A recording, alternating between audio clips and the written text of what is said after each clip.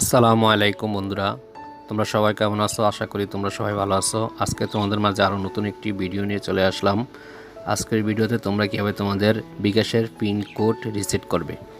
অনেক সময় আমাদের মোবাইল চুরি হয়ে যায়, চুরি হয়ে যাওয়ার পরে 3-4বার পিন কোডটি ট্রাই করার পর আমাদের পিন কোডটি ব্লক হয়ে যায়, অথবা আমাদের হ্যাকাররা আমাদের পিন কোডটি 3-4বার ট্রাই করে এটাও ব্লক করে দেয়, অথবা আমরা অনেক সময় আমাদের ভুলবশত আমাদের পিন কোডটি মনে থাকে না, আমরা 2-3বার ট্রাই করার পরে পিন কোডটি ব্লক হয়ে যায়। তাই ব্লক করা পিন কোডটি আমরা কীভাবে রিসেট করব সেটা আমি তোমাদেরকে দেখাবো। আমাদের কাস্টমার কেয়ারে ফোন দিয়ে 2 টাকা মিনিটে আমরা সব আইডেন্টিফাই সঠিকভাবে দিয়ে আমরা আমাদের পিন কোডটি রিসেট করা লাগে। এখন আমরা আমাদের নিজেদের মোবাইল থেকেই আমরা পিন কোডটি রিসেট করব। তবে তার জন্য তোমাকে অবশ্যই সঠিকভাবে আইডেন্টিফাই করে সঠিক তথ্য দিয়ে আমাদের পিন কোডটি রিসেট করতে হবে। তাই আমার এই ভিডিওটি তোমরা প্রথম থেকে শেষ পর্যন্ত অবশ্যই দেখবে, এবং আমাদের চ্যানেলে যারা নতুন আছে অবশ্যই আমাদের চ্যানেলটি সাবস্ক্রাইব করে দেবে এবং পাশে বেল আইকন বাটনটি অন করে দেবে, যাতে করে নতুন কোনো ভিডিও আসলে তোমরা সাথে সাথে পেয়ে যেতে পারো।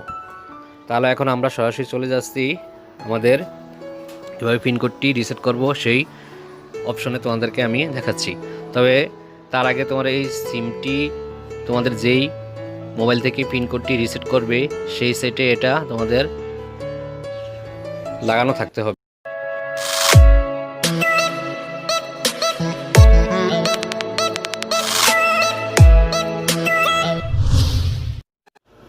আমরা এখন সরাসরি ফোনের ডায়াল অপশনে চলে গেলাম, গিয়ে এখানে *247# দিয়ে ডায়াল দিই।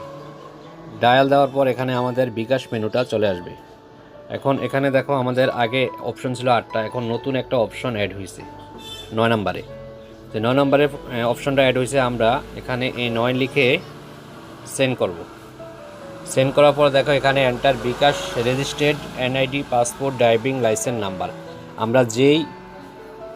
আমরা যেই আইডি দিয়ে রেজিস্ট্রেশন করেছি ওই আইডি নাম্বারটা এখানে আমাদেরকে দিতে হবে। যেমন আমার ভোটার আইডি কার্ডের নাম্বারটা যদি আমি এখানে দেই,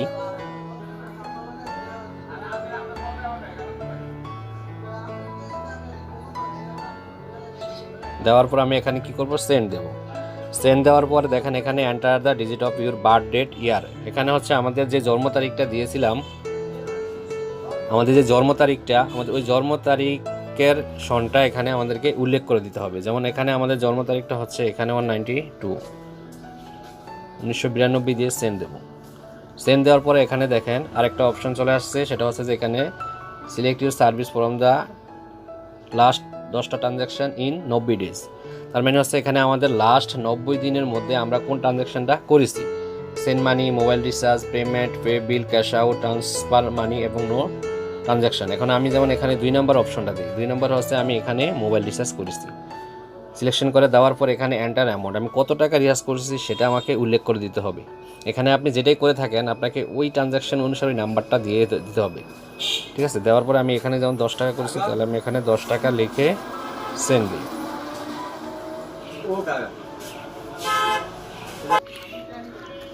তারপর কি হবে, আমার মেসেজ অপশনে তারা একটা মেসেজ পাঠাবে। ওই মেসেজটার ওখানে ডিফল্ট একটা পাসওয়ার্ড দিয়ে দিবে। ওই পাসওয়ার্ডটা আমরা *247# ডায়াল করে 1-এ অ্যাক্টিভে ওকে করে দিয়ে আমাদের যে ডিফল্ট পাসওয়ার্ডটা দিবে পাসওয়ার্ডটা আগে বসিয়ে নেব। বসিয়ে নেওয়ার পর আমাদের যে নিজেদের যে পাসওয়ার্ডটা দেবো ওই পাসওয়ার্ডটাকে কনফার্ম করে দেব। কনফার্ম দেওয়ার পরে আপনার পাসওয়ার্ডটা ওকে হয়ে যাবে। তো এভাবেই আপনি আপনার বিকাশের পাসওয়ার্ডটাকে রিসেট করতে পারবেন। তা যদি বুঝতে কোনো প্রবলেম হয় অবশ্যই কমেন্ট করে জানাবেন, তাহলে আপনাদের কমেন্টের কোশ্চেন করলে সেটার উত্তর দিতে চেষ্টা করব। তো এভাবেই আপনারা আপনাদের বিকাশের পিন কোডটাকে রিসেট করতে পারবেন। তো আজকে ভিডিওর এইটুকুই। ভিডিওটি ভালো লাগে অবশ্যই লাইক করবেন এবং শেয়ার করবেন, এবং আমার চ্যানেলটি সাবস্ক্রাইব করে দেবেন এবং পাশের বেল আইকন বাটনটি অন করে দিবেন। তো দেখা হবে আবার পরবর্তী কোনো নতুন ভিডিও নিয়ে। ধন্যবাদ সবাইকে।